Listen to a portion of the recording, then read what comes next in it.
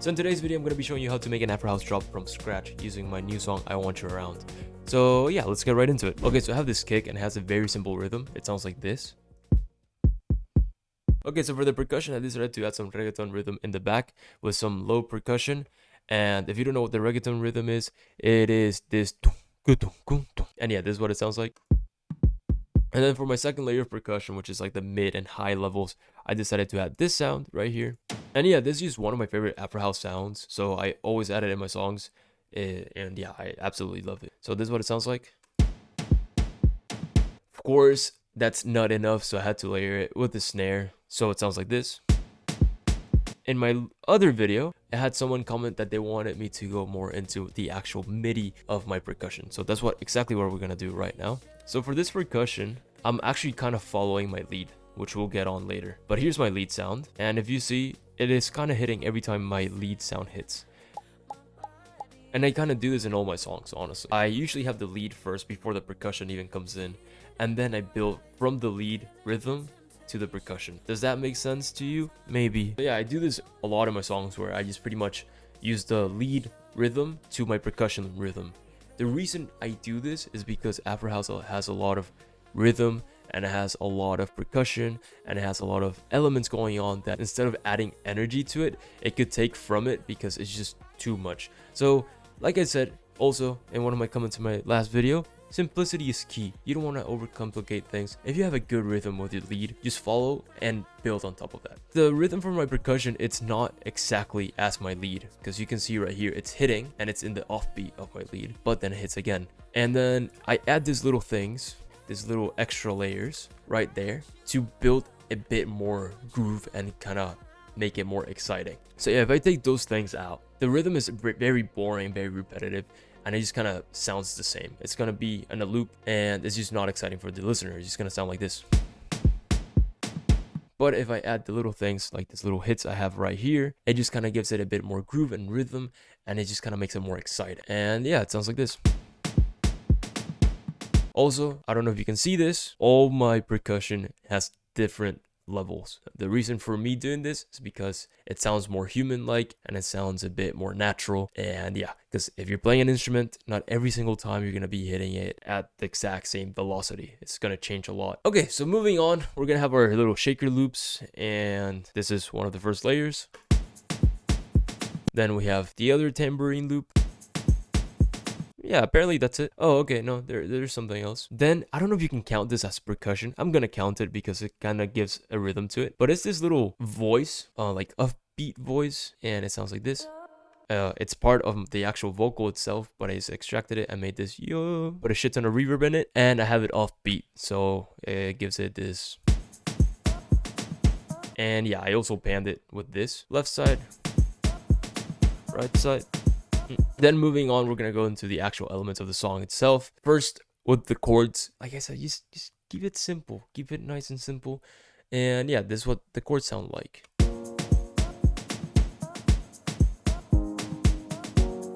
Then we have like this Atmos that is just kind of in the background. We have our bass.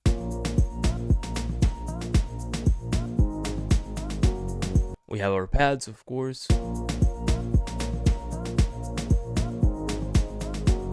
Okay, I forgot one more percussion-ish. It's actually a pluck, but it has a really good rhythm to it. And it's very simple rhythm, honestly. You just listen to this. And like I said before, it is a very simple rhythm, so it's not going to be taking away from our main percussion. And I also put it very like back in the mix. The lead itself has pretty much the same rhythm as the percussion, and it sounds like this. And you might be like, bro, your lead is super simple. And you're not wrong, but the only reason I did that is because we have the vocals just playing across the whole drop. If the vocals weren't there, the melody would be a little bit more interesting. But since we have the vocals, it just kind of, that's the main driving factor of the song, if I'm being completely honest. For the second part of the drop, I added this little melody that sounds like this. And then I layered it with another sound that sounds like this. And now the whole drop together sounds like this.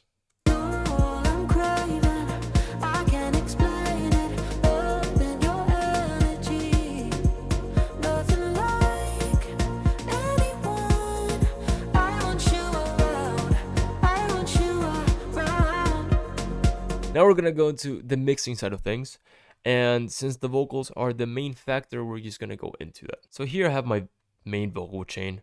If you want me to get more in-depth on how I mix my vocals, let me know and I make a whole separate video about that, because that should have its own separate video. It's a very long process, and yeah. So yeah, I have the original vocals here and they sound like this.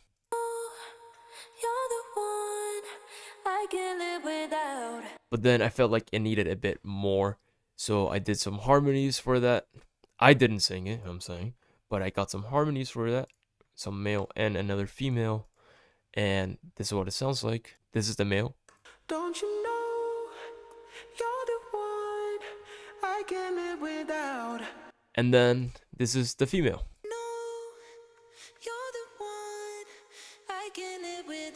So yeah, then I panned the other female and the other male vocal to the sides, because we want our main vocal to be the driving factor of the song.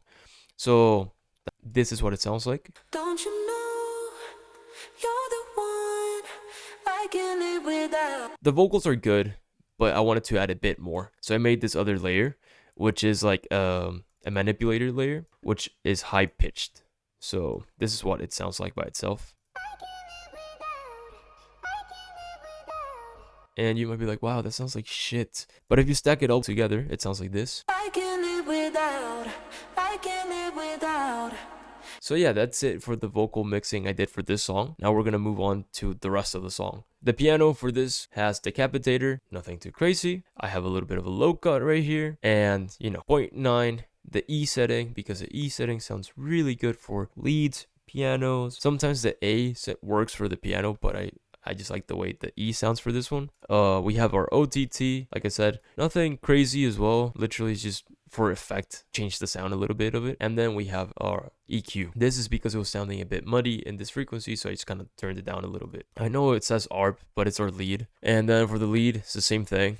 It is a darker sound, so I'm not using the E, I'm using the A. And then I'm using 1.6 drive on this decapitator. And then, like I said, OTT, just for a little bit of effect, little sound, we're using a 15%. And then for the EQ, something simple as well, just low cut and then a bit of a high cut, because it is a darker sound. Without the effects, it sounds like this. With effects, it sounds like this. Then for this Atmos, it's just a flute with a little tremulator, nothing crazy. Then for a bass, literally just cut off the highs, that's it. Shaper box, so it side chains when the kick is playing. And then that's it. For the pads, I used a decapitator, A, because it is a darker sound, and then 1.8 drive. And then we have our Shadow Hill master compressor. And I know you're saying like, what? Mastering compressor? And for a pad? What? I am using it. Why? I like the way it sounds. That's pretty much it. A lot of the compression and a lot of the plugins I use, the reason I use them is because the way it sounds. So yeah, this compressor is actually not doing much. And you might be like, why is that? It's because it is very easy to overcompress your sounds. So you cannot overcompress if you undercompress. I'm gonna trademark that. That's really good. That's like top 10 quotes of the century. And then of course it has its EQ, which is cutting off some lows, cutting off the highs. So yeah, this is what it sounds like without effects. And then with effects. Then moving on to the background rhythm. Same thing, decapitator, what a surprise, with the E at a 0.5, nothing crazy. OTT doing what, 13%, and then this. Moving on to the layer of the second melody in the drop. It has this pluck and it has the piano lead. Okay, but let's go through each one first. The piano, oh my god, our best friend, decapitator, 1.5, in the E setting. Then OTT, 13% again. Nothing crazy. Q3, cutting off the lows. And then it has an echo boy. For the pluck, it has the decapitator as well. The E setting, 0.6. 9%. That's the lowest we're gonna see. And then we have this Q3 as well. And then I think that's it. Now for the heavy hitters. For the drums. So that's the kick right here. And it has a filter because I do filter out the kick throughout the song sometimes. And then I have a little high cut. Nothing crazy. Then we have the low percussion, which is this. Same thing, it's just cutting off some of the lows and cutting off some of the highs, creating space for each element of the song. And also the filter, because you have to automate the shit out of everything. If not, you're not doing it right. And then we have the snare layer I called, which is like this. So much easier to explain if I just play. So with that, I have like the tom thing here, and then I have the snare. They're of course filtered out, but then we have this main snare bus. And yeah, then we have this glue compressor, which is not doing a lot because remember, it is so much easier to over compress than under compress. So yeah, this is literally how much compression it's doing. That's like what, 1 or 2 dBs of compression? Nothing crazy. And then some EQ. Again, we want to cut off the lows. That's one thing you always want to do, cut off the lows, unless it's a bass or a kick, of course. And then we have our shakers, which cutting off the lows, filter, and the other one I bet is going to be the exact same thing. Oh, look, filter, cutting off the lows. Then I sent every single drum to this drum bus, and I did some parallel compression. So I have one parallel compressor dry, and the other one is wet. For the wet one, you really kind of just want to compress things. I know I said that over compressing, it's bad, but for this one, just trust, it's going to make it a bit more punchy, and it's just part of the process. That's why it's lower than my actual dry one. It's just so it's kind of like adding a bit more oomph to it. I don't know how to explain it, but I can demonstrate. So we have this devil luck. I'm pretty sure it's just default settings. I'm not sure I changed anything. Here's the things if you guys want to copy it. Then we have a Pro C2 compressor, which we want to get to the -18 area. It is, like I said, it is a lot of compressing, but it's not our main element. Then we have OTT, and then we have a glue compressor. So we have literally 3 compressors, and like I said, the main reason we're doing this is because it is not the element. It is just a supporting layer to the main element.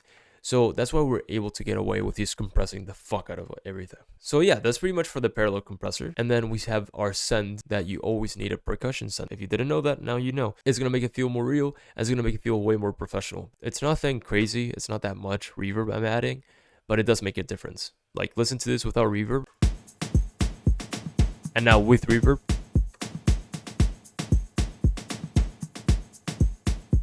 Isn't it crazy? It works. But then last but not least, we have the little offbeat. And for this, the processing is literally the same processing I use for the vocal. And then I just added a little manipulator right here, shimmer. And I didn't want it to be too wet, because too wet, it sounds really fucking dirty. It sounds like this. So that's why I have it like at 50 something. I don't remember where I had it, but it just sounds cleaner. It sounds nicer. Yeah. So yeah, that's pretty much gonna be it for this video. I went like way more in depth than I did in the other video. The other video is just kind of like a little rough idea on getting you started on how to make Afro house. This is like as in depth as I can go on how to actually make an Afro house drop. Like I said, I'm still new to this YouTube thing. I'm still new to like the tutorials, and if you have any questions, just comment down below. I'll try to get them either answered in the comments or just make videos about them. And yeah, hopefully this video is better than the last one. And if you like this video, please make sure to like, subscribe, and follow me in my other social medias. It helps me out a lot. And I'll see you in the next one. And also make sure to stream my new song, I Want You Around, which is the one I've been showing you this whole video. So yeah, stream that shit. It's good. I like it.